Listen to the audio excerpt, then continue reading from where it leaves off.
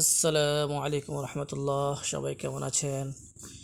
আশা করি সবাই ভালো আছেন। তো আমরা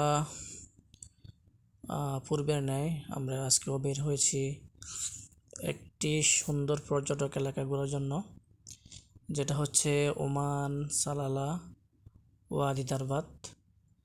তো এখানে আসলে অনেক সৌন্দর্য উপভোগ করা যায়, যেটা হচ্ছে পাহাড়ের উপর দিয়ে যেতে হয়। আমরা এখন পাহাড়ের উপর দিয়ে যাচ্ছি।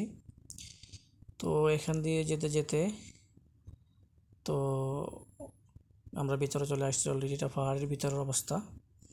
দেখেন পাহাড়গুলো মাশাআল্লাহ কি সুন্দর, আল্লাহ পাকের অপরূপ সৌন্দর্য সৃষ্টি করছে আল্লাহ পাক।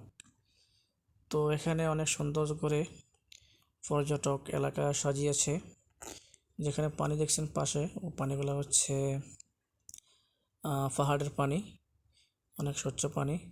তো আমরা এখানে যারা আসছে, যে আমার আব্বাজান আসতেছে, সে অনেক খুশি, হালকা হালকা বৃষ্টি ভিজতেছে।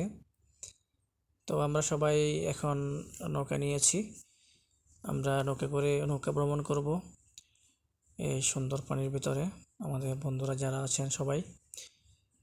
তো আসলে বৃষ্টির ভিতরে নৌকায় ভ্রমণ আসলে মজাটাই আলাদা। তো তো অলরেডি আমরা নৌকায় উঠে গেছি।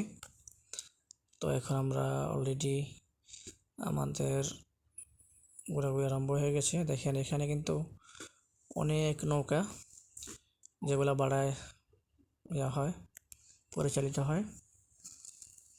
তো আমরা এখানে বন্ধুরা যারা আছি সবাই উঠছি, এখন আমরা ঘুরতেছি। আসলে সেই মজা লাগতেছে। দেখেন পানিগুলো কিন্তু অনেক স্বচ্ছ, অনেক স্বচ্ছ পানি একদম। দেখেন নিচে কিন্তু দেখা যাচ্ছে, নিচে যেই পাথর অথবা মাটির যেটা থাকে ওইটাই দেখা যাচ্ছে। তো দেখেন একটা নৌকা চলে যাচ্ছে। তো ওদিকে ঝর্ণা, এটা হচ্ছে মানুষের তৈরিকৃত ঝর্ণা। তো অরিজিনাল ঝর্ণা আমরা একটু পরে দেখব। এই যে মানুষের তৈরিকৃত ঝর্ণার পাশে কিন্তু আল্লাহ পাকের সৃষ্টি ঝর্ণার পানি কিন্তু নিচের দিকে অলরেডি প্রবাহিত হচ্ছে। দেখেন পাহাড় থেকে কিন্তু পানিগুলো এভাবেই আসতে থাকে।